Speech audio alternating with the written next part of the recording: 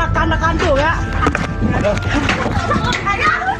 Aksi penganiayaan seorang ayah kepada anak kandungnya sendiri di Pondokopi, Durensawit, Jakarta Timur ini viral di media sosial. Abdul, sang ayah, tega memukul dan menampar anaknya RPP yang masih berusia 12 tahun hanya gara-gara perkara cucian baju. Kejadian ini direkam oleh adik kandung pelaku yang merasa jengah dengan perlakuan Abdul kepada RPP yang kerap berulang. Abdul pun kini ditangkap pihak Polres Jakarta Timur akibat perbuatannya. Situasi yang menimpa RPP, korban kekerasan oleh keluarganya sendiri ini, menjadi satu dari sekian banyak kasus kekerasan pada anak yang makin meningkat selama masa pandemi saat ini. Kementerian Pemberdayaan Perempuan dan Perlindungan Anak mencatat laporan masuk melalui data Sistem Informasi Online Perlindungan Perempuan dan Anak mencapai lebih dari 3.000 kasus kekerasan pada anak sejak 1 Januari hingga 19 Juni kemarin. Peningkatan angka kasus kekerasan ini belakangan bahkan bisa terlihat di sejumlah pemberitaan media massa. Seperti yang terjadi di Sleman, Yogyakarta, seorang bocah berusia 8 tahun gegar otak dan patah tulang kaki usai dianiaya tetangganya hanya karena tersinggung celotehan anak kecil. Kasus kematian anak 5 tahun yang jasadnya ditemukan dalam toren air di Bandung, Jawa Barat juga menyita perhatian karena dilakukan oleh ayah tiri korban. Apa yang menyebabkan angka kekerasan pada anak meningkat selama masa pandemi ini? Ikuti terus kabar siang di lokasi hari ini.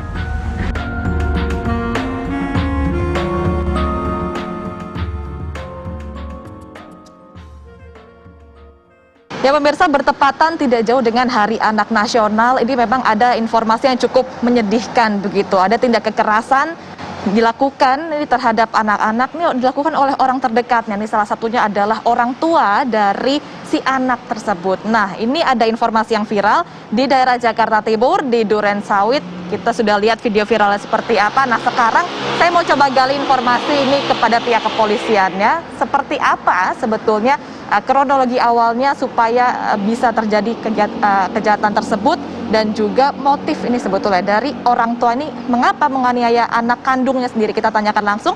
Di sini sudah ada bersama dengan saya ada Pak Wakapolres Jakarta Timur AKBP Steven Tamutuan. Halo Pak, apa kabar? Sehat Pak ya? Sehat. Pak, awalnya ini kan di belakang Bapak sudah ada tersangka yang kasus viral itu Pak di Durensawit. Awalnya dulu Pak, ceritain dulu Pak, kronologinya seperti apa sih dari tersangka ini bersama istrinya kemudian nganiaya anaknya nih, gimana Pak? Baik, jadi kejadian ini pada tanggal 22 Juli 2020 sore di wilayah Durensawit, Jakarta Timur.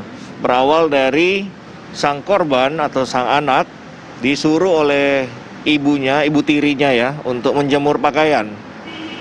Karena kondisi jemurannya itu penuh, jadi disarankan oleh tante korban untuk menggunakan hanger atau gantungan baju.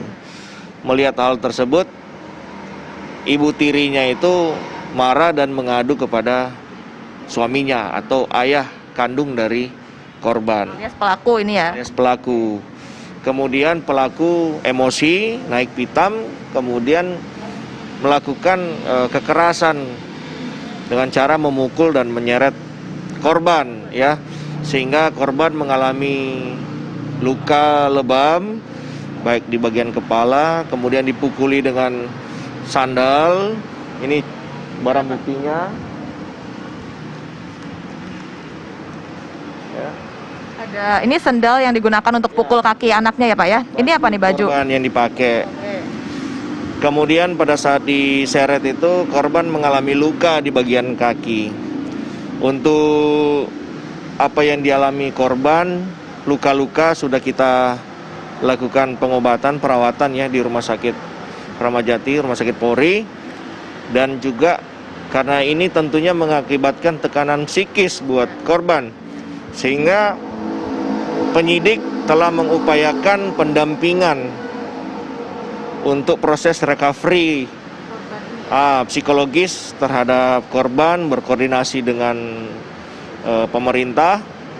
Saat ini korban dalam perlindungan kita dan mendapat pendampingan untuk pemulihan ya, baik yang luka-luka maupun secara psikisnya.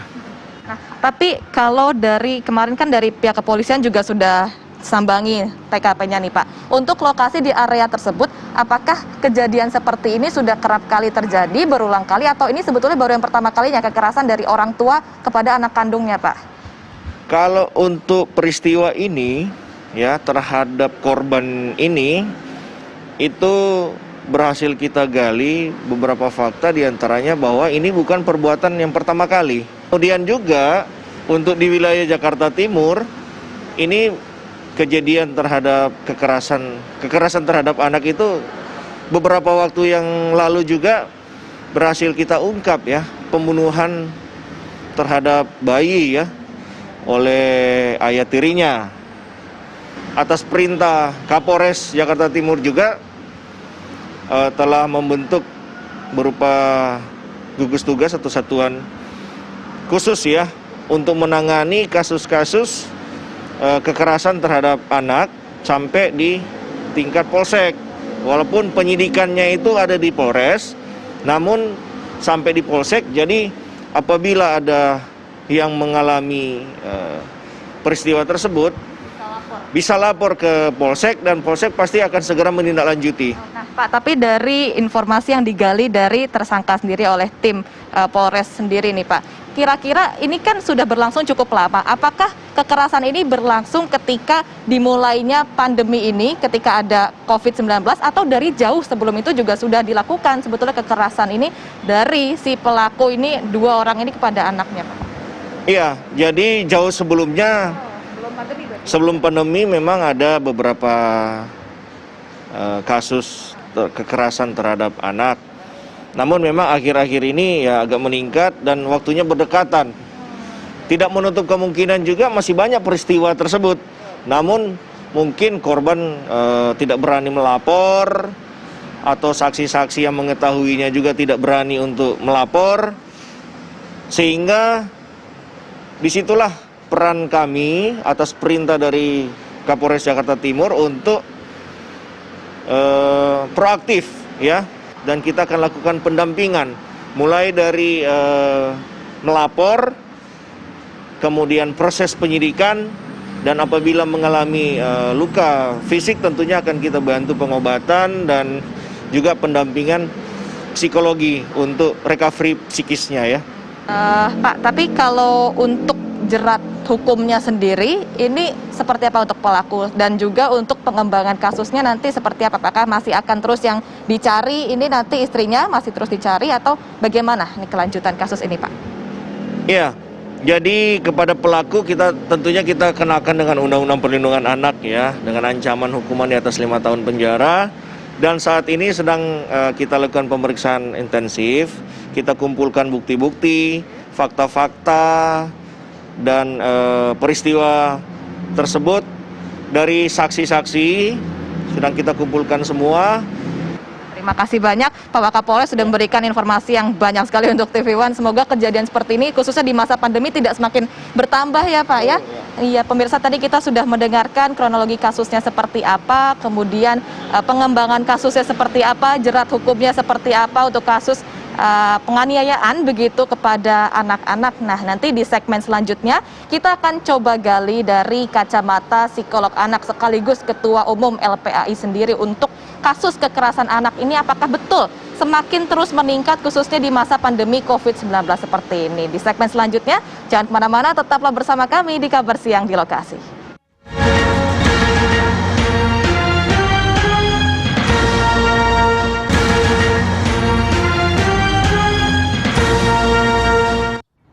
Ya pemirsa, Kabar Siang di Lokasi, tadi kita sudah melihat sedikit ini kasus kekerasan terhadap anak ini yang terjadi di Durensawit, Jakarta Timur. Kemudian kita dengarkan juga tanggapan dari pihak kepolisian seperti apa. Nah, sekarang di segmen ini kita akan coba kulik lagi nih dari kacamata psikolog anak juga, tapi sekaligus sebagai Ketua Umum LPAI. Di sini ada Seto Mulyadi atau yang akrab disapa Kak Seto. Halo Kak Seto, apa kabar? Ya, baik, sehat ya? Baik, Mbak Ami, ya. Kak Seto, ini kita mau bahas soal yang kasus kekerasan anak di Durensawit, Jakarta Timur nih ya. Ini kan sempat viral juga di Twitter, di media sosial. Nah, Kak Seto melihatnya untuk kasus seperti ini di masa pandemi seperti ini, apakah betul meningkat banyak kekerasan terhadap anak-anak khususnya di masa pandemi corona kayak gini, atau sama aja sebetulnya sama sebelum-sebelumnya nih Kak? Iya, memang pada waktu mendengar kasus ini saya tidak terlalu terkejut, tapi tetap sedih, tetap terpukul hati saya ya, karena memang ini apalagi pada saat pandemi COVID-19 ini memang terjadi peningkatan. Kalau saya berikan gambaran sementara laporan yang kami terima itu mungkin peningkatan sampai 50% lebih ya. Ya, dan ini memang sangat mengkhawatirkan. Karena apa? Karena tanpa sadar kondisi COVID-19 ini memaksa semua dalam keadaan tertekan, seperti dalam tanda kutip terpenjara di rumahnya masing-masing, tidak bisa bergerak. Kemudian juga beberapa keluarga terpukul secara ekonomi dan sebagainya. Jadi ini membuat kekerasan terhadap anak meningkat, dan yang mungkin sulit terbayangkan adalah kekerasan seksual. Nah, kadang-kadang justru pelakunya adalah orang-orang terdekat, begitu. Artinya bisa keluarga sendiri, mungkin petugas yang berada di dekat anak, mungkin tetangga dan sebagainya, sehingga ini harus menjadi komitmen kita bersama. Nah, salah satu yang perlu diberdayakan adalah justru keakraban dan kekompakan warga sekitar sendiri. Artinya ibaratnya melindungi anak perlu orang sekampung. Jadi bukan hanya ayah dan ibunya saja, tapi juga tetangga kiri kanan. Itu adalah keluarga terdekat sebetulnya, begitu. Nah, yang selanjutnya, kalau untuk bentuk kekerasannya sendiri ini terhadap anak-anak, rata-rata mayoritas ini kalau bisa diutarakan melalui persentase ini, kira-kira kekerasan bentuk apa? Apakah bentuk verbal begitu, atau bentuk kekerasan fisik, atau kekerasan seksual juga mungkin selama pandemi ini khususnya nih Kak Seto? Iya, kekerasan verbal yang tertinggi, artinya termasuk dimarahin, dibentak dan sebagainya. Nah, kekerasan fisik yang berikutnya, jadi kadang dicubit, dipukul dan sebagainya, yang seperti kasus yang baru saja ini. Kemudian yang terakhir adalah kekerasan seksual. Ya, tetapi ya kita tahu baru pun jumlahnya hanya 1 atau 2 kasus, tetap kekerasan. Sehingga tadi pemberdayaan warga, kalau apa-apa misalnya mengadu ke KPAI atau ke LPAI kadang-kadang terlalu jauh, tapi mengadu kepada warga, kemudian warga mengadu kepada seksi perlindungan anak di tingkat rukun tetangga, itu sangat cepat dan sangat praktis. Dan ini ditunjukkan pada 3 kota dan kabupaten tadi yang kami jelaskan, itu sangat efektif sekali. Dan ini juga mungkin bisa menjadi persyaratan menetapkan kabupaten atau kota yang layak anak, begitu. Tadi kan di awal Kak Seto bilang untuk persentase kekerasan terhadap anak selama pandemi ini meningkat 50%. Nah, itu untuk area seluruh Indonesia atau DKI Jakarta saja, atau gimana Kak Seto? Paling tinggi di mana nih? Iya, memang yang teridentifikasi adalah memang yang terdekat adalah wilayah Jakarta ya. Tetapi juga laporan dari ujung tombak dari LPAI adalah lembaga perlindungan anak di berbagai provinsi dan beberapa kabupaten kota ya. Nah, ini yang juga tidak kalah tingginya adalah justru di daerah-daerah itu. Nah, itu dia tadi mungkin bentuk kekerasan yang lain yang diterima oleh anak-anak. Nah, tapi Kak Seto, kalau berbicara soal penyebabnya sendiri, tadi kan yang paling tinggi bentuk kekerasannya adalah kekerasan verbal dari orang-orang terdekat. Salah satunya adalah orang tua. Nah, kemudian apakah kita nih sebagai mungkin ada orang tua, apakah kemudian harus menunggu sampai masa pandemi ini selesai baru akhirnya beban mereka nih akan berkurang separuhnya biar anak bisa sekolah lagi, tidak usah di rumah lagi, supaya tidak ada lagi tindak kekerasan, atau seperti apa sebetulnya harusnya hal-hal yang dilakukan oleh orang-orang terdekat ini, khususnya orang tua ini sebetulnya supaya tidak membagikan amarahnya kepada anaknya gitu loh?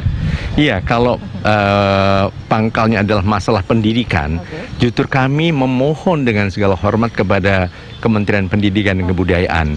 Ini kan keadaannya darurat, jadi mohon kurikulumnya juga darurat.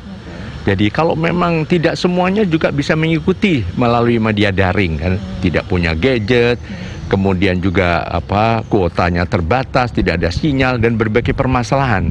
Nah, kalau itu dituntut tetap harus sesuai dengan kurikulum yang ditargetkan ini, ya memang akan merupakan kekerasan terhadap anak atas nama pendidikan.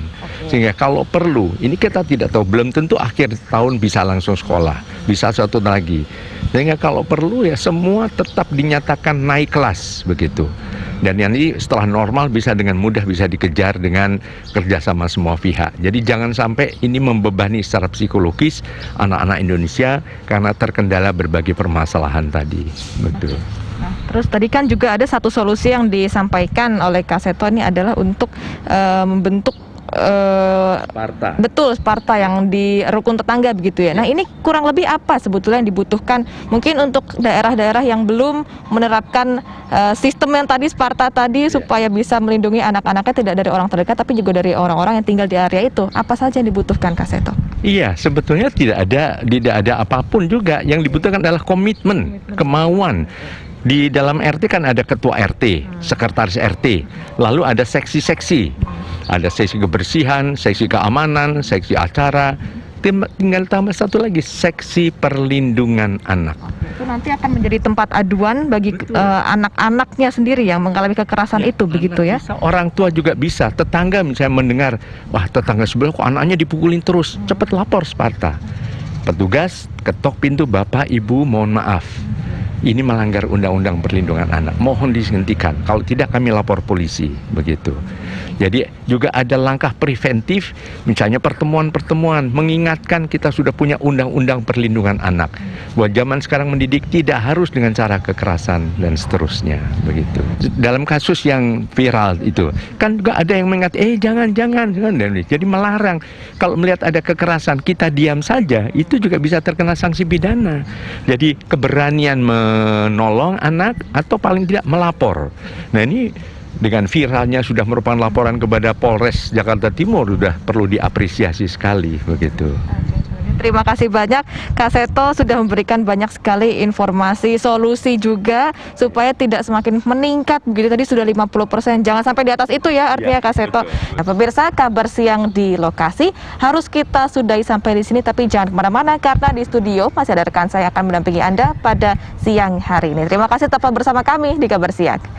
Terima kasih Kak Seto. Terima kasih.